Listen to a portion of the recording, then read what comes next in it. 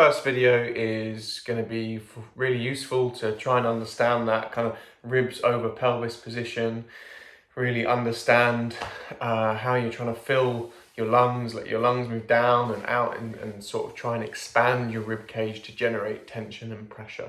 Okay, I recommend that everybody does this at least once, even though it won't feel all that stimulating, just so you get an idea of, of that sort of packed position.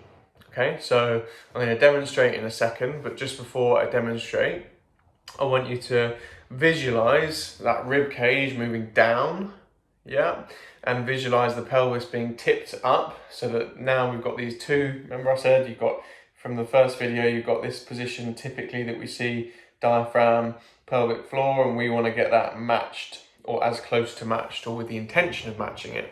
So I really want you to visualize that when I do that. And just pay attention to the fact that I am really forcefully exhaling. Really nice coaching cue that I learned from the guys in Boston, Mike Boyle's place. He's like blowing out the birthday candles. Yeah, so really forcefully exhaling and imagining that you've got a Coke can right in the middle of your belly, and your diaphragm's coming down and crushing the Coke can, your pelvic floor's coming down, you're drawing in through the corset, really trying to create as much tension as possible.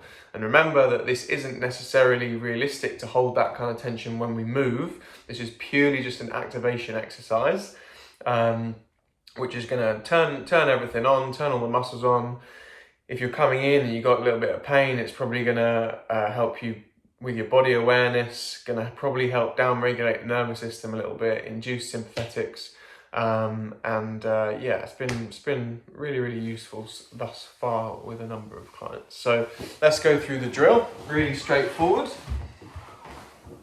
Laying down on your back, you're going to pick your feet off the floor, so now you should feel that your lower back is flat and into the floor. From here, you're going to have your hands mirroring the angle through the thighs, your arms rather, right, mirroring the angle through the thighs. You're going to reach up towards the ceiling, so you're now in this kind of curved position. Lower back should be flush against the floor. You're going to take a deep inhalation, and then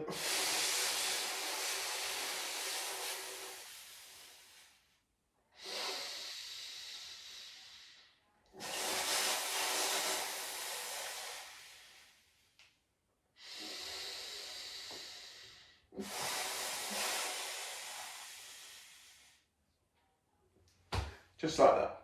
Okay?